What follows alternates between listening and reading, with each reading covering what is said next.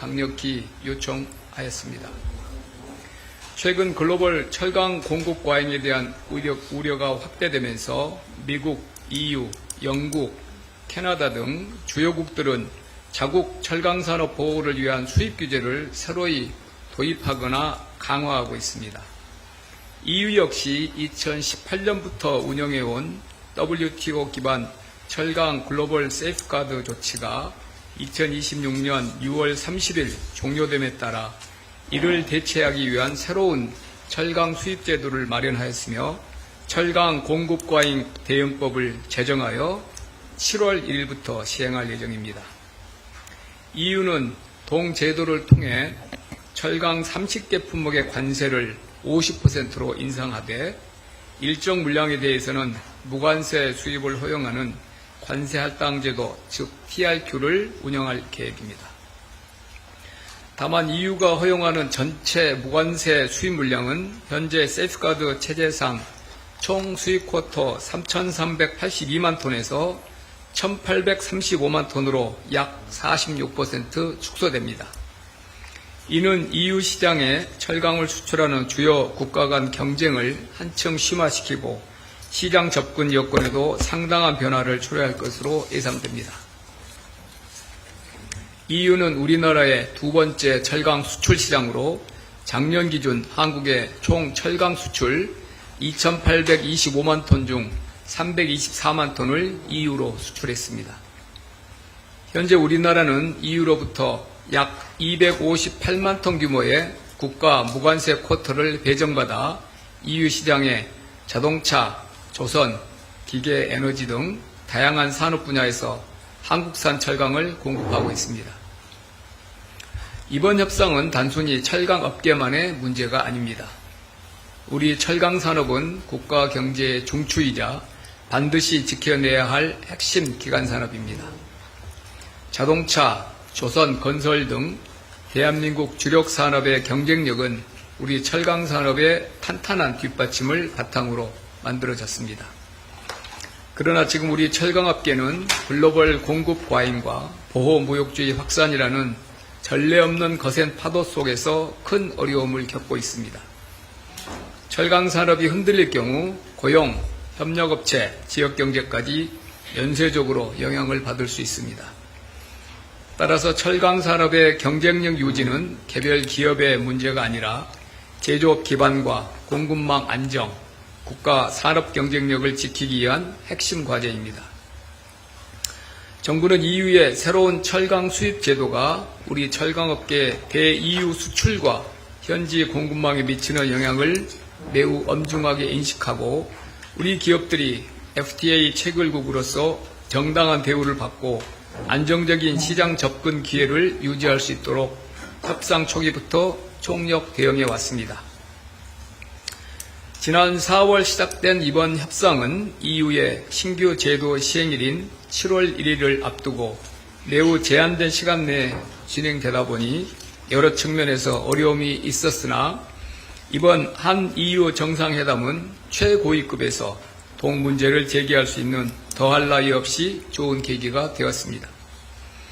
이재명 대통령께서는 한 EU 정상회담에서 철강 문제가 양국 관계에 갖는 중요성을 설명하고 한국 기업들이 불합리한 불이익을 받지 않도록 최선의 배려와 관심을 기울여 줄 것을 요청하였습니다. 특히 동 조치가 철강 산업뿐 아니라 양국 간 산업협력, 공급망 안정, 투자 및 고용에 광범위한 영향을 미칠 수 있다는 점을 설명하며 한 EU FTA를 통해 구축된 호혜적 경제협력 관계와 전략적 동반자 관계에 걸맞는 결과가 도출될 필요가 있다는 점을 강조하였습니다. 또한 한 EU FTA에 따른 상호 이익이 훼손되지 않도록 철강뿐만 아니라 다른 영역에서 이해관계를 조정하여 줄 것을 요청하였습니다. 이에 대해 EU 측은 한국은 공동의 가치를 공유하는 국가이자 전략적으로 중요한 파트너 국가이므로 우리의 요청을 최대한 고려하겠다고 했습니다. 정상회담이라는 계기 외에도 동철강 쿼터 협상 기간 중에 브뤼셀을 가장 많이 방문한 국가가 한국이었습니다. 양국 정상의 지침에 따라 우리 통상교섭본부장과 EU 통상집행위원 간 한국 철강 쿼터 물량에 대해 집중적인 협상을 진행하여 상당한 진전을 이루었으며 아직 공개하지는 못하지만 여타국 대비 좋은 결과가 있을 것으로 보입니다. 이는 유사한 입장을 가진 파트너 간 생산적인 협력의 결실을 보여주는 좋은 사례가 될 것입니다. 철강 쿼터 외에도 여러 의미 있는 경제 통상 분야 논의가 있었습니다. 핵심 내용은 어제 양국 공동성명을 통해 공개됐으나 공동성명에 포함되지 않은 내용 중심으로 추가 설명을 드리겠습니다. EU와 한국의 반도체 산업은 상호 보완적인 관계입니다.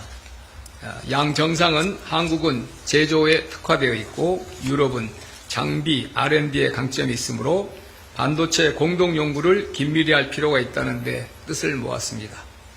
EU는 세계 최대 과학기술협력 네트워크인 호라이즌2에 작년 한국이 참여한 이후 성과가 확대되고 있는 점을 환영하며 긴밀히 협력해 나가자고 제안했습니다. 한국과 EU는 방위산업 협력 필요성에 대해서도 상호 공감했습니다. EU는 한국이 고품질의 제품을 신속히 생산하는 것이 매우 혁신적이라고 평가했습니다.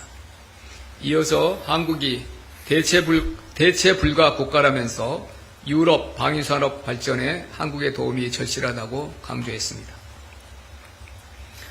양 정상은 최근 WTO가 제대로 작동하지 않고 일부 국가들이 공급망을 무기화하는 등 글로벌 경제 환경의 불확실성이 크고 다자주의가 위기 상황이라는 것에 동의하였습니다. 이에 EU는 룰 베이스드, 공정성 추구, 단일 강대국에 의존하지 않는다는 원칙 아래 유사 입장국들 간 협력이 중요해지고 있다고 강조하면서 우리나라와 협력 확대 의사를 피력하였습니다. EU는 우리나라의 3위 무역 상대국이자 새로운 국제 통상 질서 하에서 이해관계가 일치합니다. 특히 EU는 한국과는 이미 FTA를 체결했기 때문에 유사 입장국들 간의 CPTPP 등 대체 프레임워크 설정 노력을 해나가야 한다고 강조했습니다. 대통령께서는 곧 시행을 앞두고 있는 EU의 산업 가속화법과 관련해 한국이 FTA 체결국으로서 EU와 같은 처우를 받기로 했는데 일부 규정에 불명확한 부분이 있다는 산업계 우려를 전달하며 한국도 EU와 반드시 같은 처우를 받게 해달라고 강조하였습니다. 또한 탄소 국경 조동 제도, 즉 CBAM을 검증하는 기관에 한국 기관도 포함시켜달라고 요청하는 등 우리 산업계의 부담을 낮추기에 적극적인 의견을 제시하였습니다. 또한 대통령께서는 AI가 미래 성장의 핵심 동력이지만 그 혜택이 일부 계층과 기업에만 집중될 경우 기존의 경제 사회적 격차를 더욱 심화시킬 수 있음을 지적하고 이에 한국 정부는 AI 접근성과 포용성을 중시하는 모두의 AI를 핵심 정책 목표로 삼아 전 국민 무료 AI 서비스 제공, 글로벌 AI 허브 조성 등의 사업을 추진 중임을 소개하였습니다. EU는 4억 5천만 명의 소비자를 가진 거대 시장이자 환경, AI, 개인정보 보호 등 다양한 분야에서 세계 표준을 선도하는 지역입니다. 최근 보호무역주의가 확산되고 미중 전략 경쟁이 심화되는 환경 하에서 EU의 전략적 가치는 나날이 커지고 있습니다. 불확실성이 커질수록 선택지가 곧 힘입니다. 한국에게 EU는 시장 이상의 의미를 가집니다. 우리의 경제적 선택지를 넓히고 국제 질서의 변동성을 대응할 수 있게 하는 전략적 자산입니다. 한국과 EU는 자유무역, 규범 기반의 국제 질서, 민주주의와 법치라는 가치를 공유하는 핵심 파트너로서 이제는 전통적인 무역 투자 확대를 기반으로 공급망 안정화, 첨단 기술, 탄소 중립, 경제 안보 분야로 협력 범위를 확대하고 고도화해 나갈 필요가 있습니다.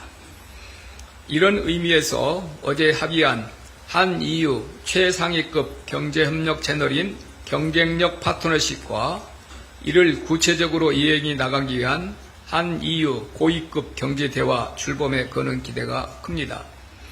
양 정상급에서 동 채널을 신속하게 구상해서 구체화해 나가기로 한 만큼 새로운 국제 질서에 한국과 EU가 공동 대응해 나갈 수 있는 좋은 수단이 될 것으로 보입니다. 감사합니다. 예, 잠시 촬영 정비 조정이 있겠습니다.